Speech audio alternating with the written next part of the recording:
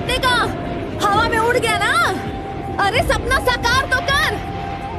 सोचा नहीं था कि तू भी बाकियों की तरह निकम्मा। खुद को ऐसा बनाने की कोशिश करो कि जहां तुम हो वहां सभी तुम्हें प्यार करें। जहां से तुम चले जाओ तुम्हारे जाने के बाद वहां सभी तुम्हें याद करें। और जहां तुम जाने वाले हो वहां पहले से ही लोग तुम्हारा इंतजार करते हैं, है ना।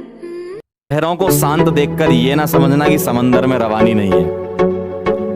लहरों को शांत देखकर ये ना समझना कि समंदर में रवानी नहीं है। जब भी उठेंगे तूफान बन के उठेंगे।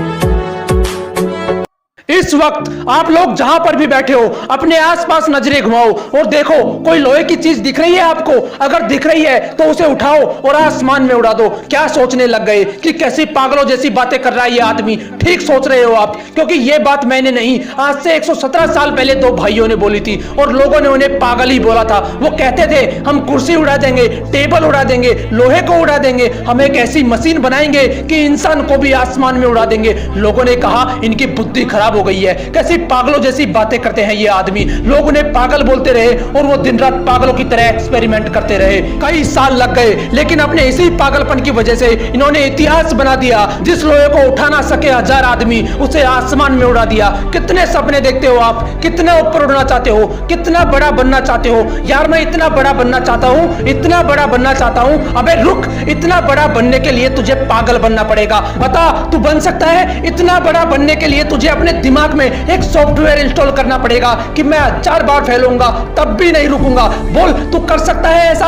अगर कर सकता है तो तू भी एडिसन जितना बड़ा बन सकता है। एडिसन एक ऐसा महान इंसान जो आज इस दुनिया में नहीं है, लेकिन उसके द्वारा किए गए 1093 आविष्कारों में वो आज भी जिंदा है। ये वही पागल इंसान है जो कहता था कि कांच से लाइट जला दूंगा, रात में भी दिन जैसा माहौल कर दूंगा। उस पर भी लोग चिल्ला रहे थे कि तू पागल हो गया है, ऐसा हो ही नहीं सकता, तू ऐसा कर ही नहीं पाएगा। लेकिन वो इंसान भी जिद्दी इंसान था। उसके पागलपन ने उसे ना रुकने दिया ना थकने दिया। हर बार फेल होने के बाद सिर्फ एक ही बात बोलता था कि साला एक बार और ट्राई करूंगा। वो 1000 बार फेल हुआ, लेकिन उसी पागल इंसान ने बल्ब का आविष्कार किया और इस दुनिया को रोशन करके चला गया। बनना चाहते हो इनकी तरह? बनना तो चाहता हूं, लेकिन मेरे पास इतनी फैसिलिटीज नहीं है। कुछ करना तो चाहता हूं, लेकिन मेरे पास पैसे नहीं है। बड़ा बनना तो चाहता हूं, लेकिन मेरा IQ कम है। अबे रुक, कितना कम है तेरा IQ? किताब में लिखा हुआ तो समझ में आता है ना तुझे। तेरा दिमाग जिम के जितना कमजोर तो नहीं है, जिसके लिए किताबें पढ़ पाना भी बहुत मुश्किल हो गया था, क्योंकि सिर में चोट लगने की वजह से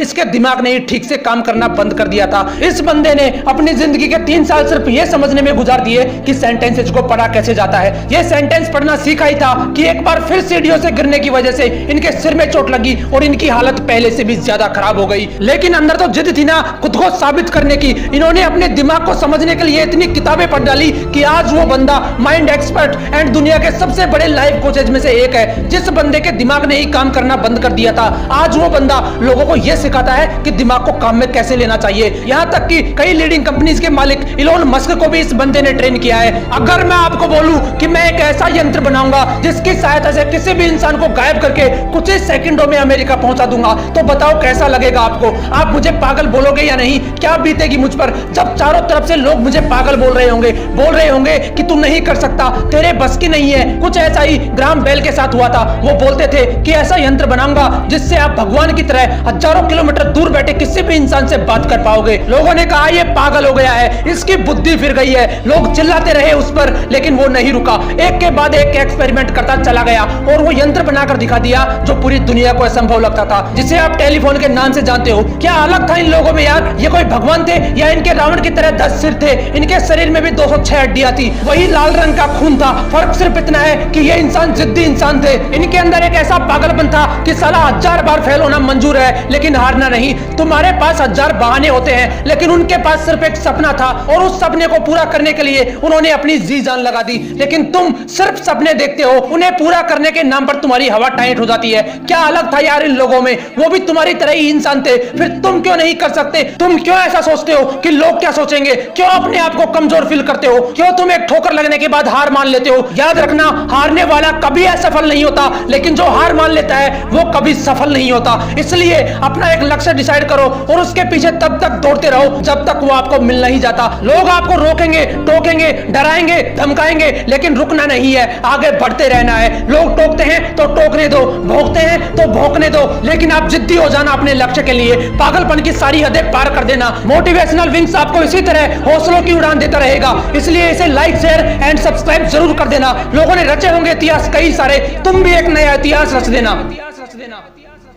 मिलते हैं नेक्स्ट वीडियो में एक नए मोटिवेशन के साथ। जय हिंद, जय भारत।